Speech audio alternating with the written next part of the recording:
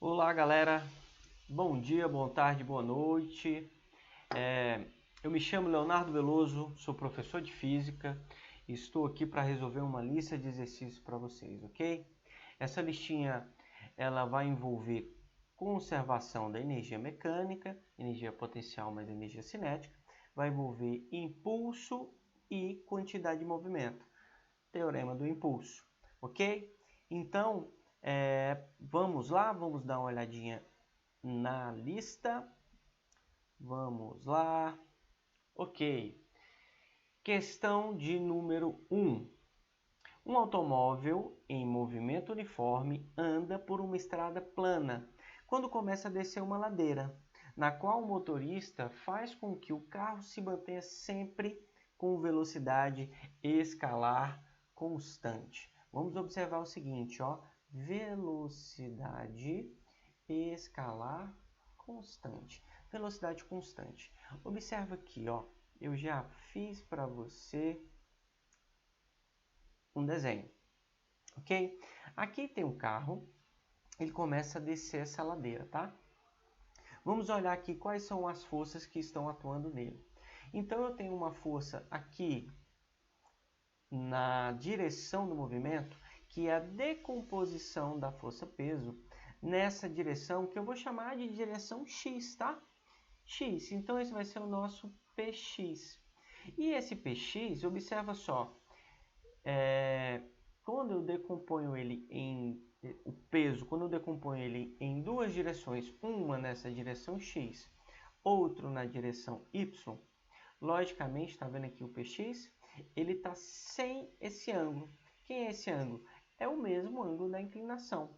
Então, Px, para nós aqui, vai ser o peso, ele está sem o ângulo, P seno de θ, certo?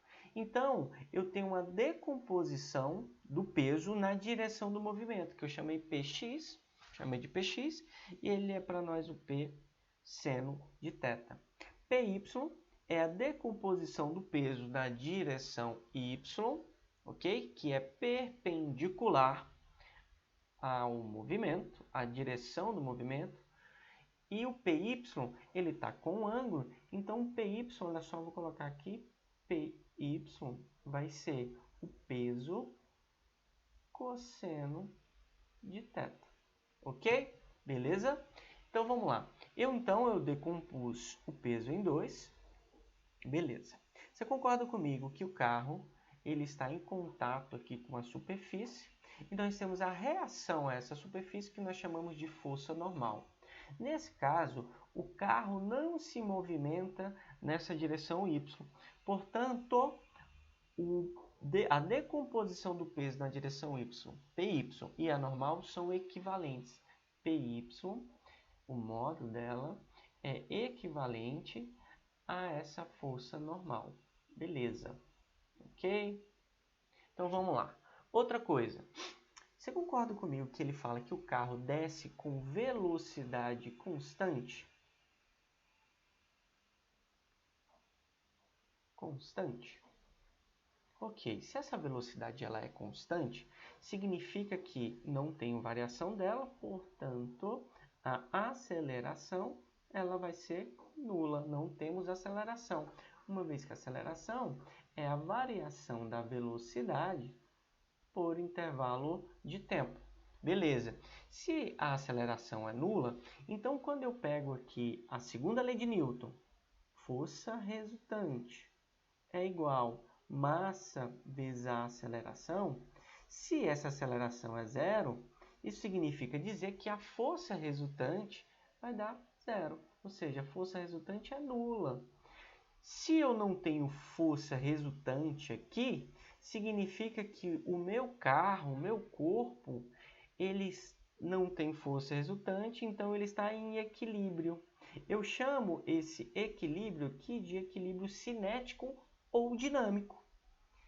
Significa dizer que essa força aqui, Px, tem que ser equivalente a uma outra força. E quem é essa outra força, professor? Eu já havia escrito aqui, ó. Peraí. Aqui, ó. Essa força, eu vou chamar ela de força de atrito. Nesse caso, é a única força que pode fazer com que o carro desça de modo não acelerado, ou seja, com velocidade constante. Então, tem que haver uma força contrária ao Px, de mesma intensidade, fazendo com que não haja aceleração, ou seja, que a força resultante nessa direção seja nula. Então, tem que haver essa força aqui, tá bom, gente? Força de atrito, que pode ser exercido quando o carro pisa no freio, por exemplo. Então, voltando à questão, aí ele diz, durante a descida, vamos lá, durante a descida, o que ocorre com a energia potencial, cinética e mecânica desse carro? Vamos voltar aqui novamente, ok? Quando eu trato de energia mecânica do sistema, a energia mecânica ela é uma composição de uma energia potencial mais uma energia cinética. Eu posso concluir que a energia mecânica é a energia do movimento ou da capacidade de se realizar movimento. Então, olha só, essa energia está ligada ao movimento do carro, certinho? Então, veja bem, a energia mecânica é dita como conservativa, ou seja, a energia mecânica do sistema ela não se altera somente se não houver forças dissipativas. Então, vamos lá, quando não existe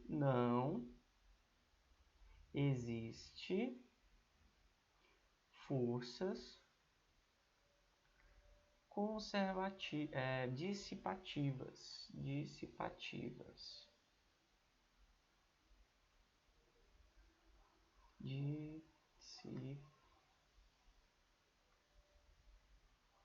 Dissipativas. Então, meu sistema, o sistema é dito como conservativo. Sistema conservativo.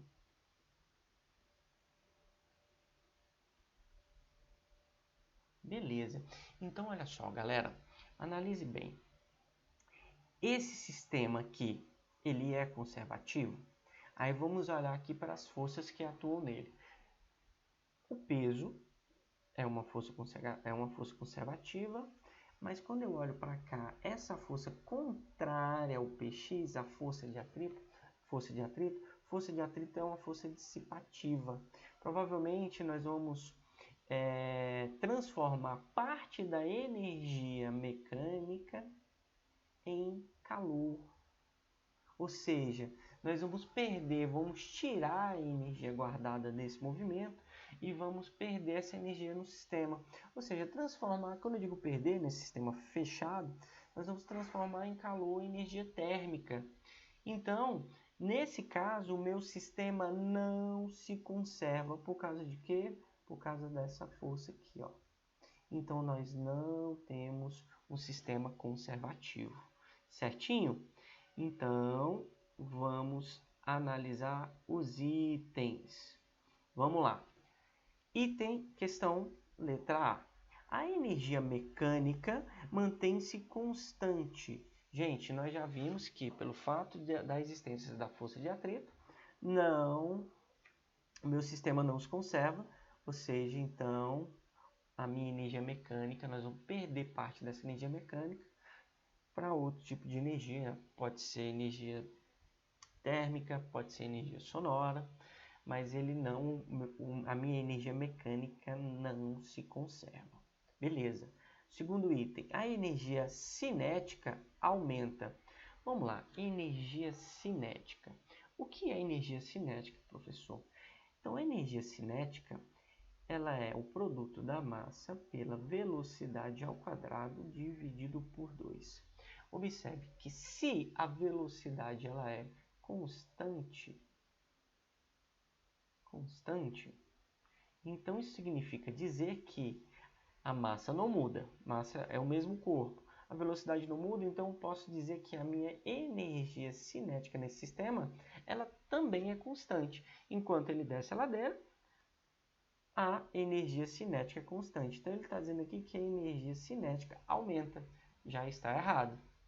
Vamos para o item C. A energia potencial gravitacional mantém-se constante.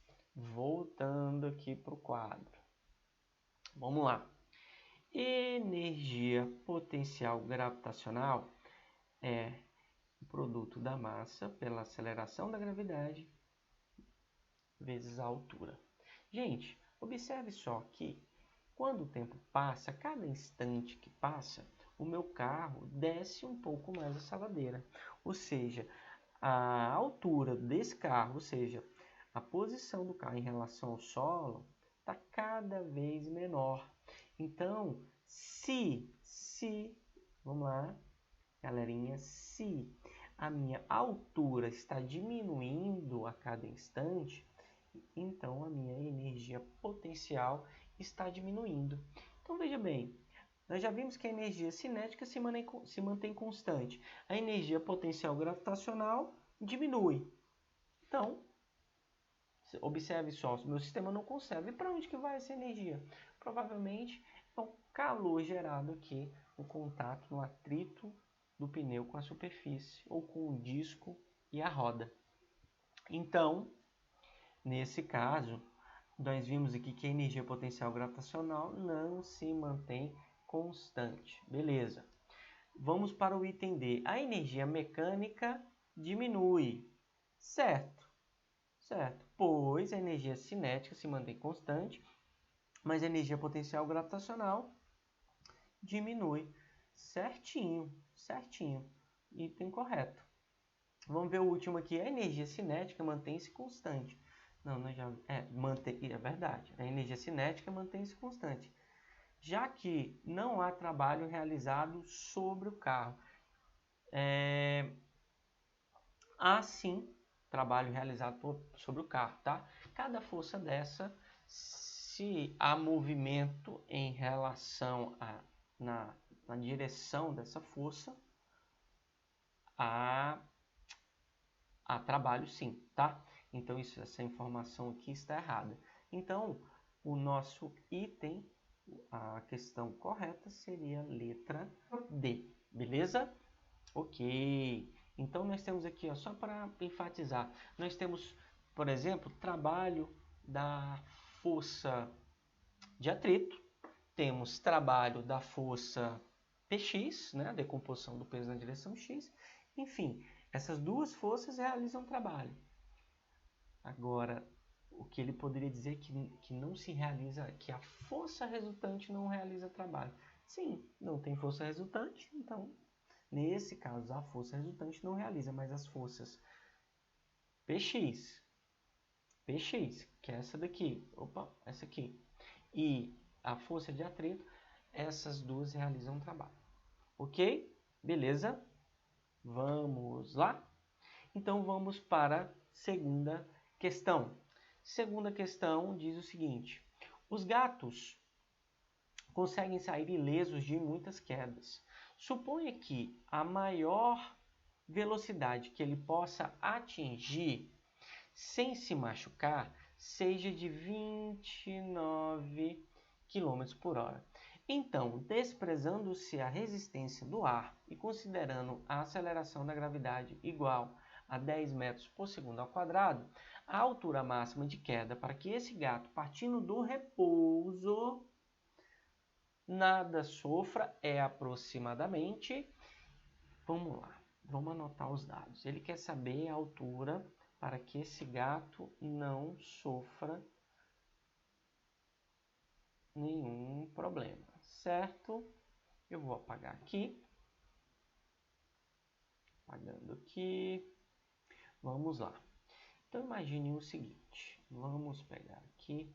Imagine que eu solte um gato de uma certa altura aqui. Desse ponto aqui, que eu vou chamar de ponto A. Beleza? Então, tá aqui o meu gato. Peraí, deixa eu fazer um gatinho. Subir aqui. Apagar mais aqui. Vamos lá. Então, imagine só. Eu tenho um gato. Aqui o gato.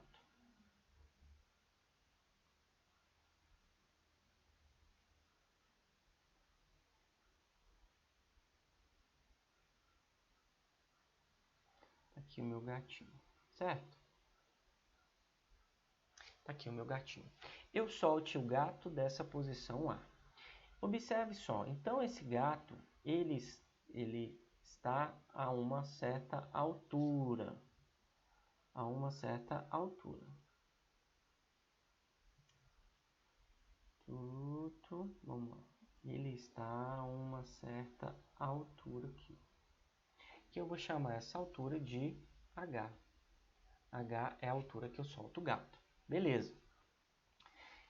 Ele vai chegar até esse ponto aqui, que eu vou chamar de ponto B. Ponto B. Beleza? Então, observe só. O gato, ele parte do repouso. Então, a sua velocidade inicial, vamos chamar aqui de velocidade VA, vai ser 0. Tudo bem?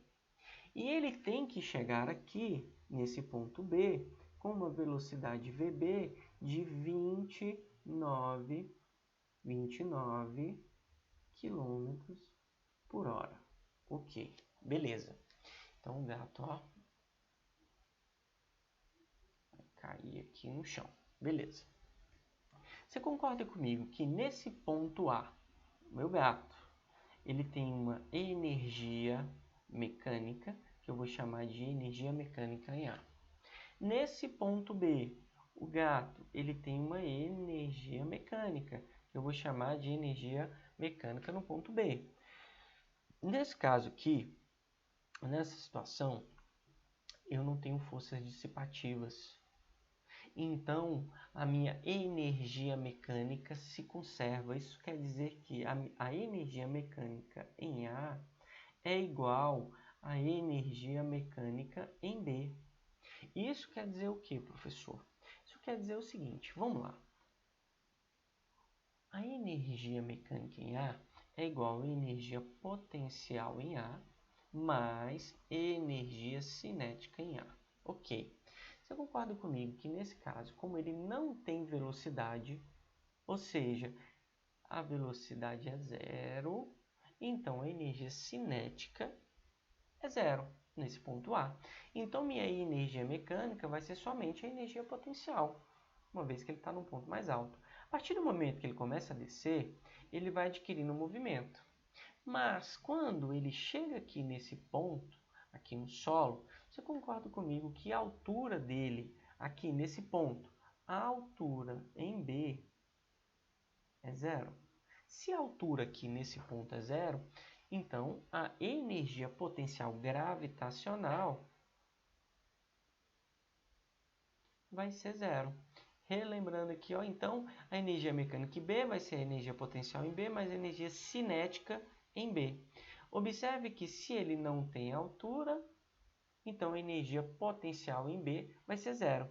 Então, a partir disso aqui, nós podemos concluir que se a energia mecânica em A é igual à energia mecânica em B, então a partir disso, nós podemos dizer que a energia potencial em A é igual à energia cinética em B. E quem é a energia potencial em A, professor? A energia potencial em A vai ser mg HA. Isso é igual à energia cinética em B, mv ao quadrado dividido por 2. Beleza? Então vamos lá. Espera aí, gente. Eu quero saber o quê? Eu quero encontrar essa altura aqui, ó. A altura em que ele pode cair sem se machucar.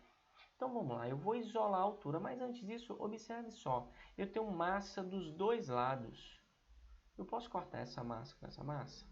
Sim. Então, a partir daqui, você já pode perceber que a altura que ele cai, a velocidade com que ele chega, o tempo que ele demora para cair, não depende da massa, uma vez que a gente despreze a resistência do ar.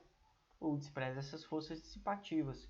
Então, vamos aqui, ó, eu vou isolar a altura. Então, a altura em A, a altura que ele vai cair, vai ser a velocidade ao quadrado dividido por 2 vezes a aceleração da gravidade. Passei o G que estava aqui multiplicando, passei ele para cá dividindo.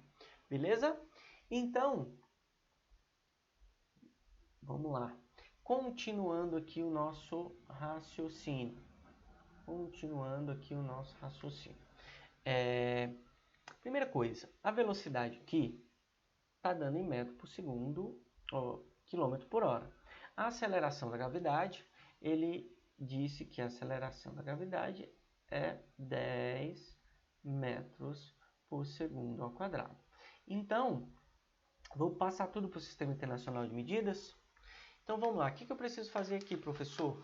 Eu preciso dividir essa velocidade por 3,6. Dividindo 29 km por hora por 3,6, nós vamos encontrar um valor, vou colocar aqui, ó, a velocidade em B vai ser aproximadamente 8,0 5 metros por segundo. Certinho? Beleza, galera? Tranquilo? Então, vamos lá. Vamos substituir agora, então. Vai ficar assim, ó. A altura, volta, a altura, nesse ponto A, vai ser a velocidade. Professor, 8,05. Se eu não tiver calculadora, coloca 8. Se você colocar 8, a resposta vai dar bem próxima da resposta correta, tá? Essa ordem de grandeza aqui é muito pequena para o valor total. Então, dependendo da situação, como essa, você pode desprezar isso daqui para encontrar, para facilitar o seu cálculo. Mas aqui a gente pode fazer as contas. Você tem uma calculadora, então vamos colocar aqui o valor completo. 8,05 ao quadrado dividido por 2 vezes 10. 2 vezes 10. Então, isso vai dar, vamos lá, 8,05 dividido, isso aqui vai dar 8 vezes 64, não tem um valor correto aqui, mas vai dar alguma coisa próxima a 64. Vamos colocar aqui 64 dividido por 20. 64 dividido por 20 vai dar 3,2 metros. Então, gente, 3,2 metros é a nossa resposta. Então, vamos voltar aqui, ó, voltando para a questão. 3,2 seria a letra D, tá bom? Letra D. Letra D. Vou fazer assim. Ok? Beleza, galera? Vou dar só uma olhadinha no tempo aqui, para ver como estamos indo. Vamos lá, galerinha, voltando aqui. Vamos lá. Olha só. Questão de número 3. Marque a alternativa correta a respeito da quantidade de movimento. Grandeza, que é o resultado do produto da massa de um corpo por sua velocidade. Lembre-se, de acordo com o Sistema Internacional de Unidades, a unidade medida para a quantidade de movimento será de quilogramas metro por segundo. Beleza. Então, vamos lá. Quantidade de movimento. Quantidade de movimento. Quantidade de movimento. Quantidade de movimento é uma grandeza vetorial, tá? Ele é o produto da massa pela velocidade, certinho? Quantidade de movimento é uma grandeza vetorial. E observe, a quantidade de movimento ela vai ter direção e sentido da velocidade, certinho? Beleza? Então, voltando aqui. A quantidade de movimento é uma grandeza escalar. Errado. Errado. É uma grandeza escalar? Não. É uma grandeza vetorial. Então, a letra A já está errada.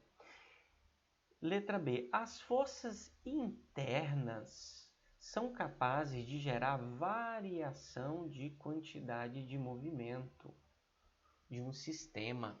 Gente, o que são forças internas? Eu vou te dar um exemplo aqui simples. Imagine você, seu carro quebrou, você está sozinho, você entra dentro do carro e empurra o volante. Se você faz isso, o seu carro vai se mover? Não, né? Isso significa então dizer que a força interna não consegue variar a quantidade de movimento. Força interna não, somente forças externas, ok?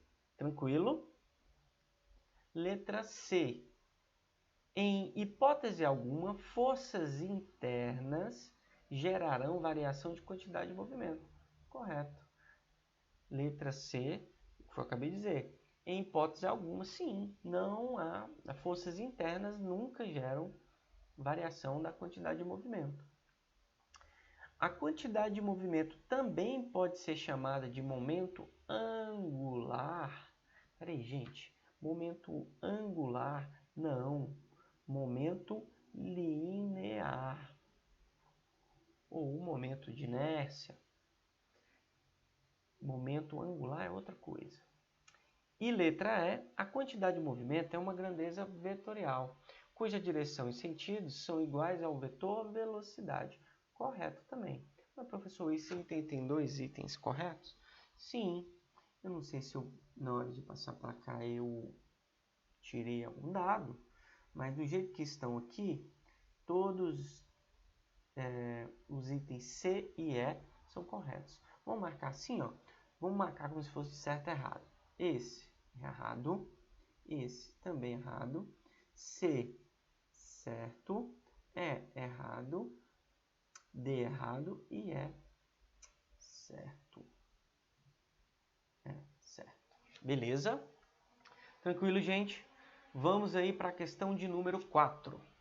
Vamos lá, vamos tentar fazer todas as questões, tá bom? Caso não dê tempo, a gente tira a dúvida em sala.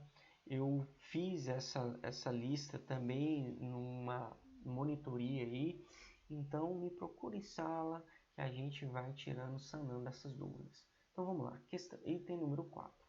Uma bola de 6 kg está ligada a um dispositivo que tem uma mola de constante elástica 400 newtons por metro em seu interior, o qual, quando acionada, lança a bola verticalmente.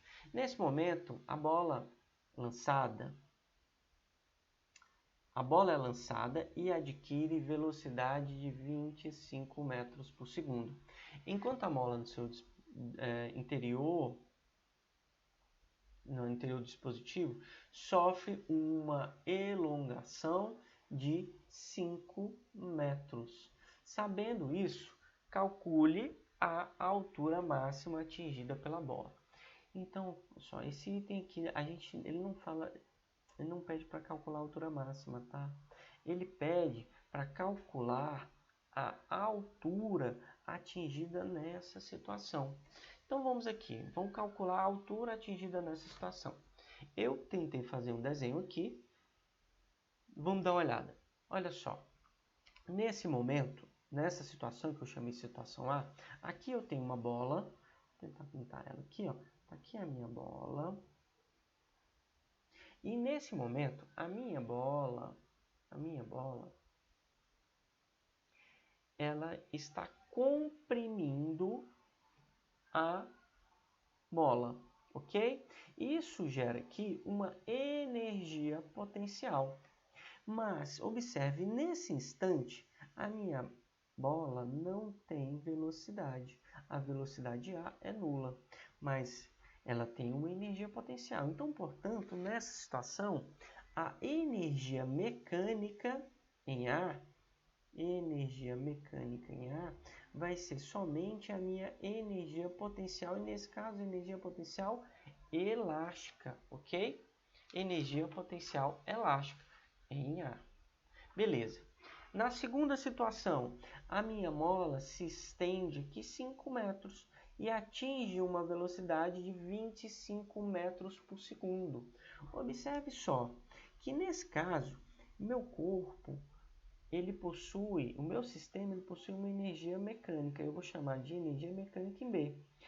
E ela vai ser a soma de uma energia cinética em B, uma vez que ele tem movimento, mais uma energia potencial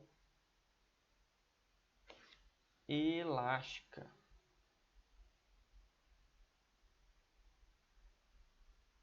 Ok? Não, perdão. Mais uma energia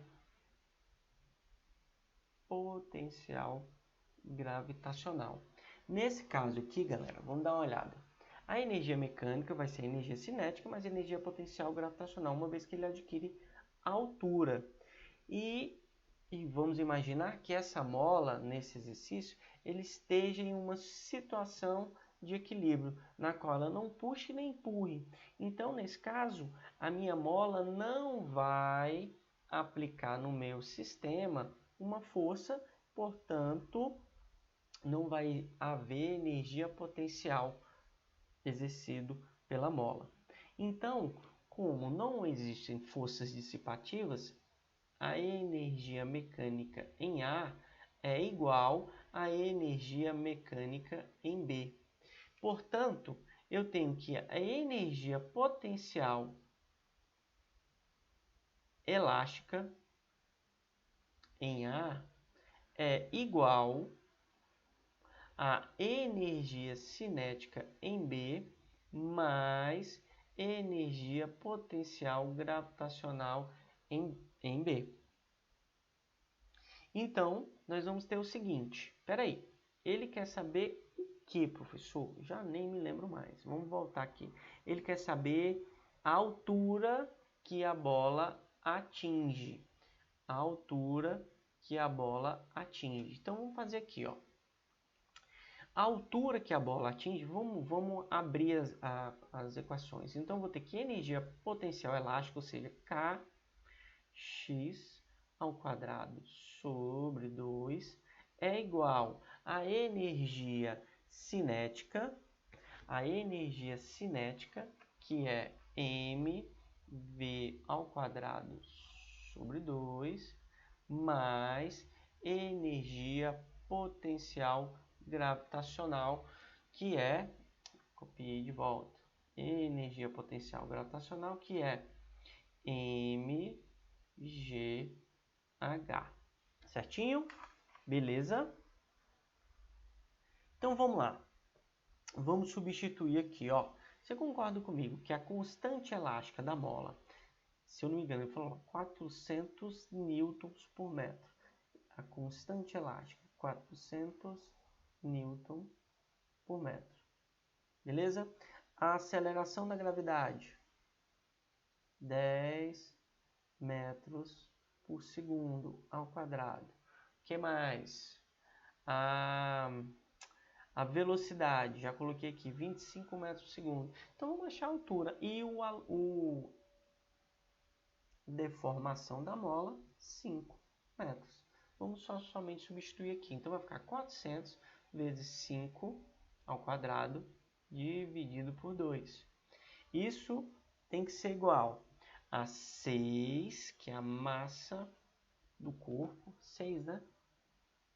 6, que é a massa do corpo, lá, 6 quilogramas. 6, que é a massa do corpo. 6, que é a massa do corpo, vezes a velocidade, que é quanto? 25. Galera, vamos lá. Voltando.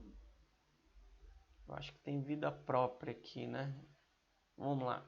6. Voltando aqui. 6 vezes 25. Vamos lá. Muita calma. 25.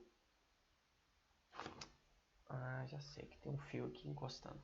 25 ao quadrado dividido por 2 mais a massa 6 vezes a gravidade 10 vezes a altura h, que é o que nós queremos saber. Então vamos lá. Aqui vai ficar 400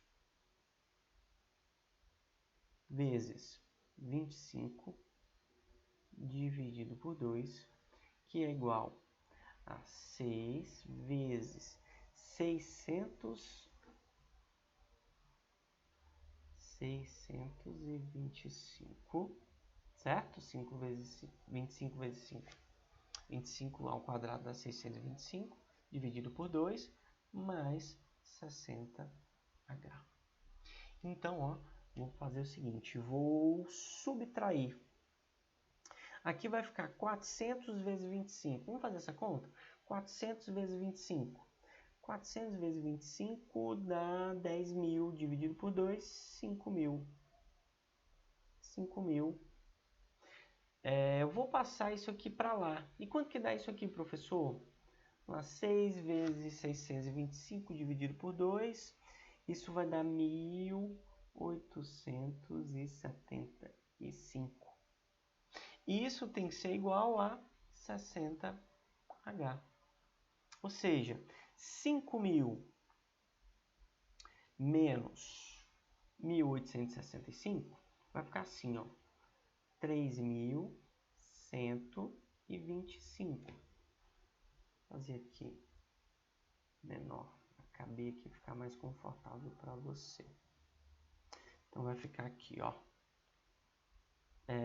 3.125 dividido por 60. Isso vai ser a nossa altura. Então, 5.000 menos 1.875, 3.125. Passa o 60 dividindo. Então, a altura, finalmente, a altura vai ser aproximadamente 52 metros. 52 metros é a nossa altura. Então, vamos dar uma olhada lá. Perdão, 52 não, gente.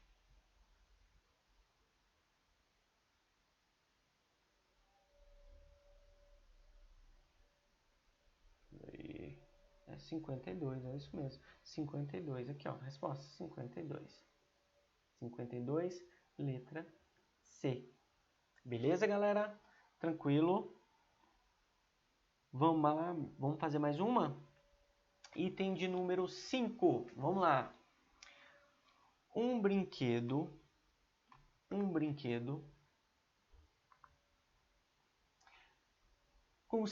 consiste no fole acoplado a um tubo plástico que se encaixa na traseira de um carrinho, inicialmente em repouso. Quando uma criança pisa no fole, comprimindo-o até o final, o ar expelido impulsiona o carrinho.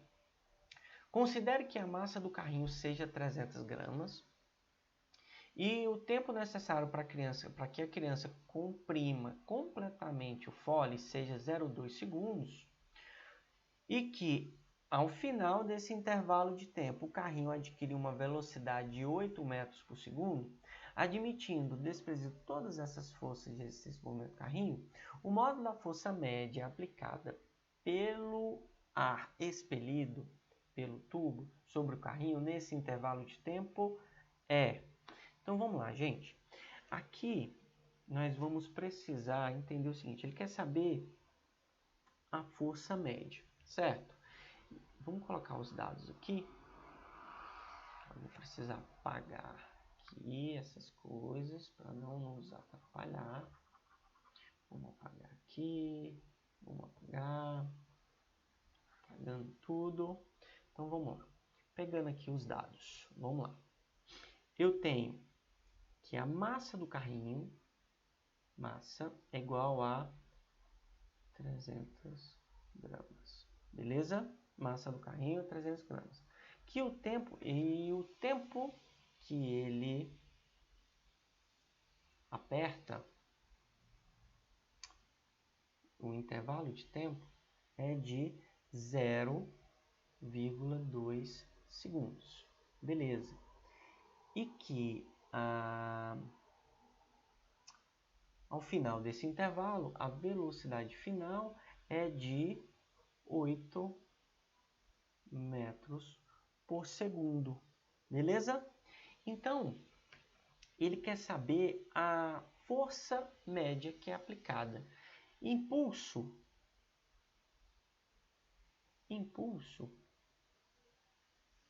é igual força por intervalo de tempo.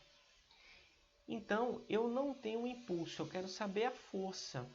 Olha só, como é que eu faço? Eu não tenho impulso. Pelo impulso, se eu soubesse o impulso, teria como encontrar essa força. Mas veja bem, pelo teorema do impulso, que diz o seguinte: impulso gera variação na quantidade de movimento, certo? Então, vamos pensar o seguinte: impulso ele é equivalente à quantidade de movimento final menos quantidade de movimento inicial. Ok. Isso quer dizer que impulso ele é equivalente à quantidade de movimento final. É a massa vezes a velocidade final menos a massa vezes a velocidade inicial. Galera, presta atenção. O meu carro, ele parte, olha só.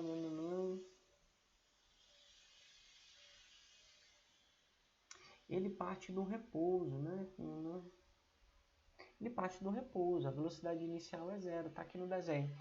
A velocidade inicial é zero. Se a velocidade inicial é zero, desconsideramos aqui. Então, eu tenho que impulso é igual a massa vezes velocidade. Ou seja, velocidade final. Ou seja, força vezes intervalo de tempo é igual a massa vezes velocidade. Então, nós vamos ter o seguinte, olha só. A força é o que eu quero saber. Então, a força vai ser igual. Eu vou pegar aqui a massa vezes velocidade e vou dividir por esse tempo, por esse intervalo de tempo. Substituindo, vou abrir aqui, ó. Vou abrir aqui para a gente poder fazer. Apagar isso aqui para não nos atrapalhar. Apagando. Pois é, galera. Estamos aí na reta final, próximo aí ao Enem. Quem está lá no terceiro ano vai fazer o Enem. Isso aqui é uma aula interessante, porque esse conteúdo aqui é conteúdo do Enem também, tá? Então, o nosso avaliador ele gosta muito de cobrar essa parte da relação do impulso com a quantidade de movimento. Então, vamos lá, voltando, resolvendo a questão, nós vamos ter o seguinte, que a força vai ser igual. Qual é a massa? 300 gramas. 300 gramas dá 0,3 quilogramas. Vamos lá, passar para o sistema internacional. 300 gramas é equivalente a 0,3. Vamos lá. 3 quilogramas. Beleza? Ok, então vamos lá. Então vai ficar 0,3 vezes a velocidade, 8, dividido pelo intervalo de tempo, que é 0,2. Gente, isso daqui vai dar 12 newtons. Então, 12 newtons é a força que foi aplicada pelo garotinho que o garotinho, a força aplicada aqui pelo garotinho, se não houver força dissipativa, essa força foi transferida aqui pelo carro. Então, essa força que foi aplicada aqui no carrinho, impulsionando, fazendo com que sua quantidade de movimento varie. Resposta, letra C. Letra C. Ok? Beleza, galera? Vamos lá. Já passamos da metade. Vamos aqui tentar resolver esse item de número 6. Vamos lá, galera. Item de número 6. Vou apagar aqui. Item de número 6. Ele diz o seguinte. Olha só. A altura máxima atingida por um atleta de salto com vara que consegue converter 80% de sua energia cinética em energia potencial gravitacional, sabendo que ele corre com uma velocidade de 8 metros por segundo.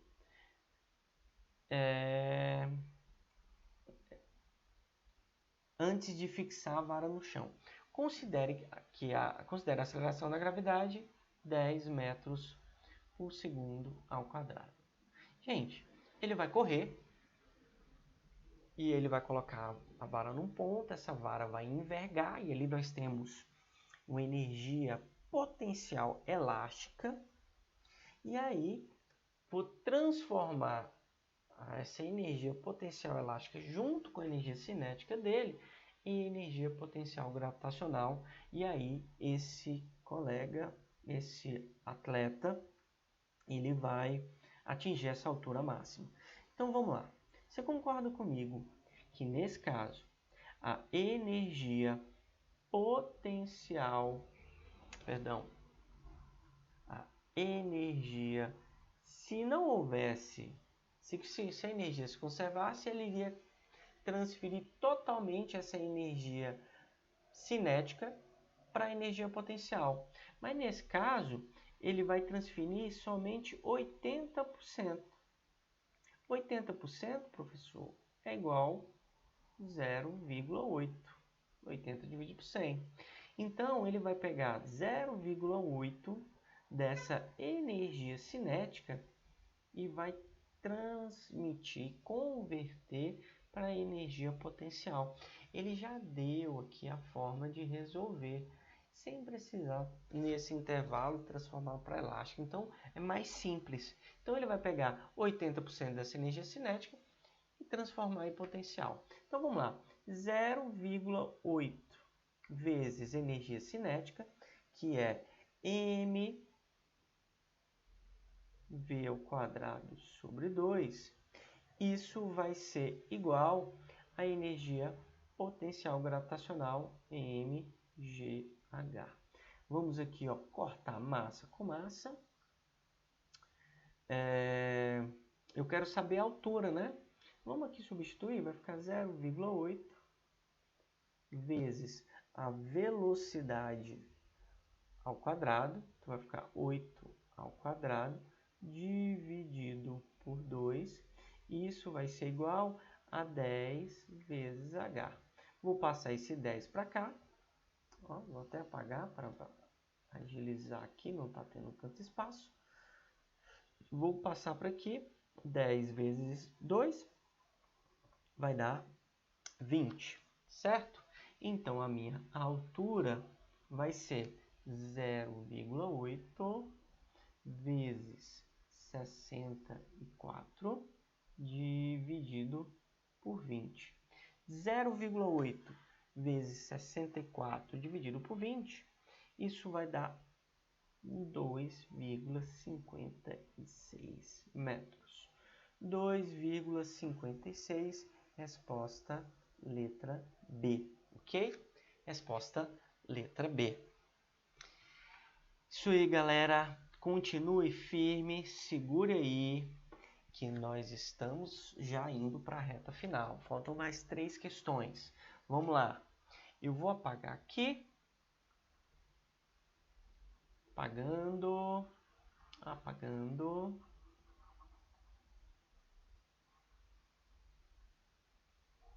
Apagando. Vamos lá. Um bloco de massa de 1 kg move-se retilindamente com velocidade de modo constante igual a 3 metros por segundo sobre uma superfície horizontal sem atrito. A partir de dado instante, o bloco recebe o impulso de uma força externa aplicada na mesma direção e sentido do movimento. A intensidade dessa força em função do tempo é dada pelo gráfico. Então vamos lá, a força não é constante. Então ele quer saber o seguinte, a partir desse gráfico pode afirmar que o modo da velocidade do bloco após o impulso recebido é. Então vamos lá, nós sabemos que pelo teorema do impulso, impulso é igual à variação da quantidade de movimento. Ou seja, impulso é igual à quantidade de movimento final menos quantidade de movimento inicial. Beleza, beleza. Vamos lá. Impulso, então, vai ser quantidade de movimento final, massa vezes velocidade final, menos massa vezes velocidade inicial. Ok. Gente, eu tenho a velocidade inicial, quero saber a velocidade final. Tudo bem, mas eu não sei o impulso, uma vez que essa força não é constante. Mas nós sabemos que quando a força não é constante, nós podemos observar aqui que eu tenho uma área, tá vendo aqui essa figura? A área dessa figura aqui, ela é numericamente igual, olha só, a área dessa figura, ela é numericamente igual ao impulso, uma vez que nós temos o gráfico de força por tempo. Então, eu posso calcular o impulso através dessa área aqui. Então, vamos lá. Então, o impulso, ele pode ser calculado. Gente, que figura é essa? É um trapézio. Então, a área do trapézio, ela é base maior mais base menor vezes a altura dividido por 2, ok? Então, o impulso vai ser, gente, qual é a base maior? A base maior é essa daqui, ó. A base maior é essa daqui. Então, a base maior vai ser 2. Mais base menor. Quem é a base menor? Gente, a base menor é essa daqui, ó. Que é 1. Então, vai ficar assim, 2 mais 1, certo? 2 mais 1 vezes a altura é essa aqui, ó. A altura é 4. Então, vai ficar 2 mais 1 vezes 4 dividido por 2. Então, ó, 2 mais 1, 3. 3 vezes 4, 12. 12 dividido por 2, 6. 6 Newton por segundo. 6 newtons por segundo. Então, achamos o impulso. Então, eu posso dizer aqui, ó, vamos substituir aqui agora. 6. Vamos lá, 6 terrível. 6 é igual a massa. Quanto que é a massa? 1 kg vezes a velocidade final menos a massa 1 vezes a velocidade inicial, que é 3, tá bom? Então, vamos lá. Aqui vai ficar 6 igual a velocidade final menos 3. Esse menos 3 passei para cá somando, então a velocidade final vai ser 6 mais 3, 9 metros por segundo. Então, essa daí é a velocidade atingida por esse corpo que sofreu esse impulso, tá? Beleza, galera? Tranquilo? Vamos dar mais uma olhada aqui no tempo. Galerinha, nosso tempo aqui está se esgotando, tá? Então, eu vou resolver mais a oitava questão para finalizar aqui, tá? Então, vamos lá.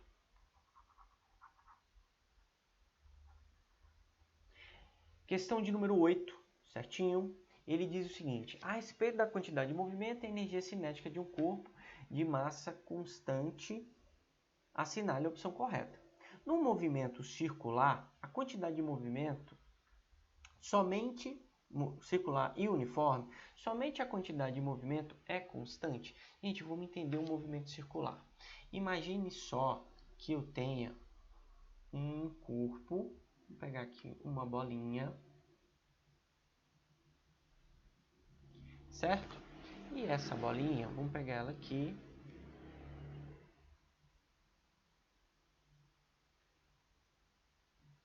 Pegar essa bolinha aqui. E ela faça um movimento circular.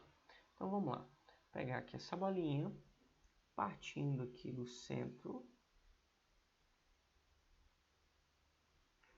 Então vai ter quantos quadradinhos? 1, 2, 3, 4, 5, 6, 7. 7.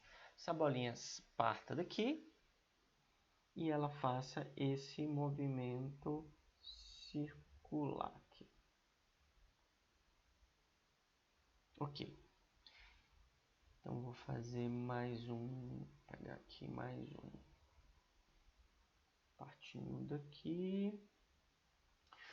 1, 2, 3, 4, 5, 6, 7. Aqui. Vou pegar aqui a bolinha, a mesma bolinha, e vou colocar ela aqui, bem aqui no centro. Beleza, gente. Então observe que, ó, imagine que essa é uma bolinha presa aqui por um barbante. E ela faça esse movimento aqui, ó. Esse movimento circular. Ok, então vamos colocar aqui os vetores. Vou colocar aqui os vetores.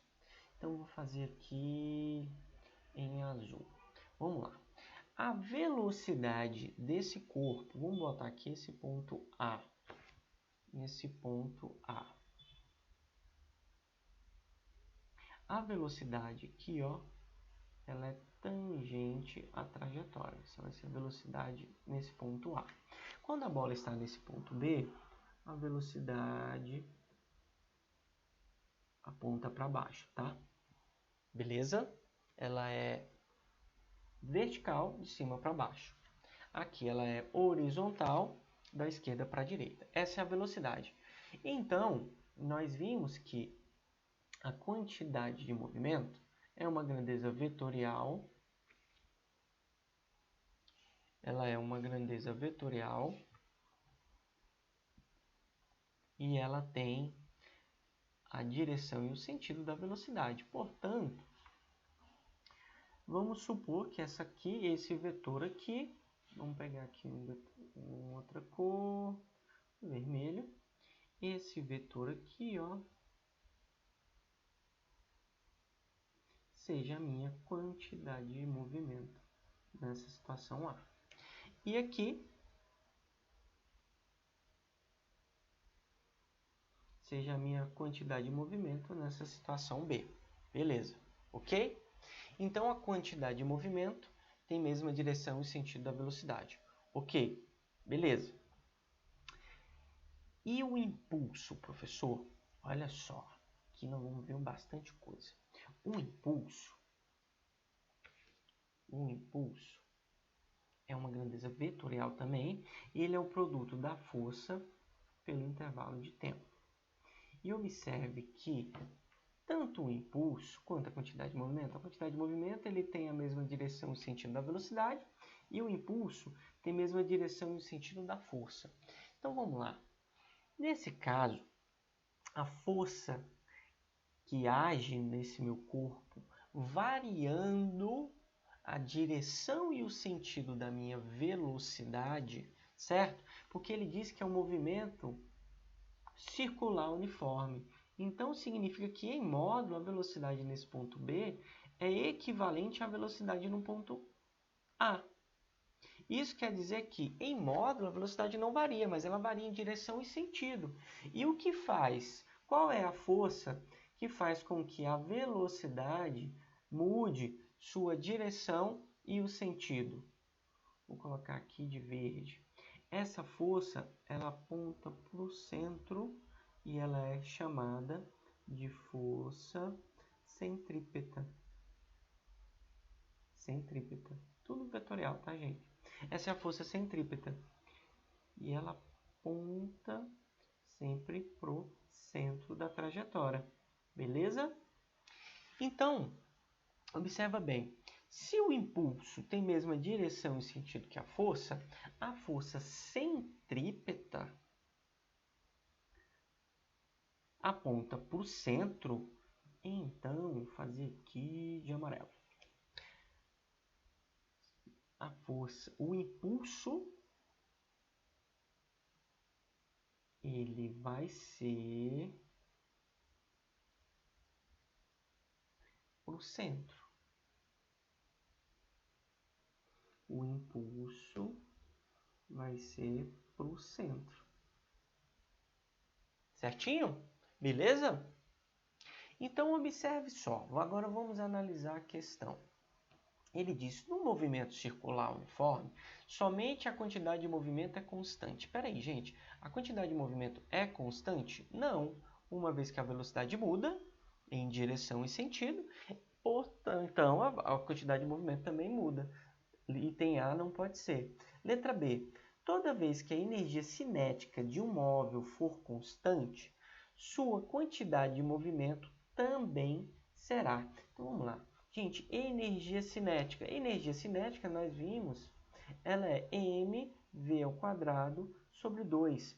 Então, a velocidade aqui em módulo não muda. E a energia cinética, como é uma grandeza escalar, então ela também não muda.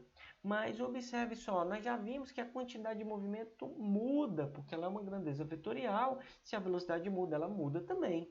Então, ó, ele diz, dois corpos iguais... toda vez que a energia cinética for constante, tudo bem. Sua quantidade de movimento também será constante? Pode existir situações assim, mas nós estamos vendo aqui que no movimento circular isso não acontece. Portanto, item está errado. Primeiro errado, segundo errado. Agora vamos para o terceiro, letra C.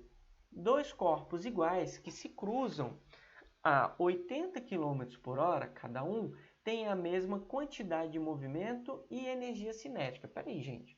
Energia cinética é uma grandeza escalar, beleza? Então, se os dois têm a mesma velocidade em módulo, então, tudo bem, a energia cinética é a mesma. Mas se eu tenho um corpo que vem para cá, a 80 km por hora, e outro que vem para cá a 80 km por hora, eu posso dizer que a quantidade de movimentos são iguais? Primeiro, a velocidade não é igual, uma vez que eles podem possuir o mesmo módulo, mas eles possuem sentidos opostos. Então, eu tenho que definir um referencial, no qual eu vou ter que dizer que um dos dois é negativo. Então, eu posso definir que esse aqui, ó, esse sentido da direita para a esquerda é negativo. Então, aqui seria 80 e o outro menos 80. Portanto, a quantidade de movimento não é igual nessa situação. A energia cinética, sim, mas a quantidade de movimento, não. Então, o item C também está errado. Letra D.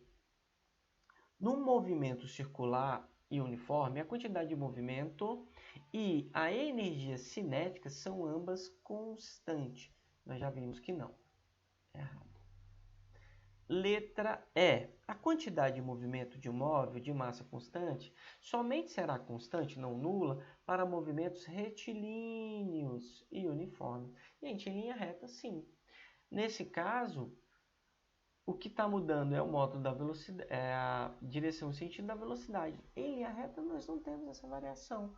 Então, nós podemos dizer que ele é constante. Por isso, item correto seria letra E. Galerinha, passamos um pouquinho aí do nosso tempo, certinho? eu quero agradecer sua paciência, sua perseverança aí de ficar até o final. Forte abraço e até a próxima.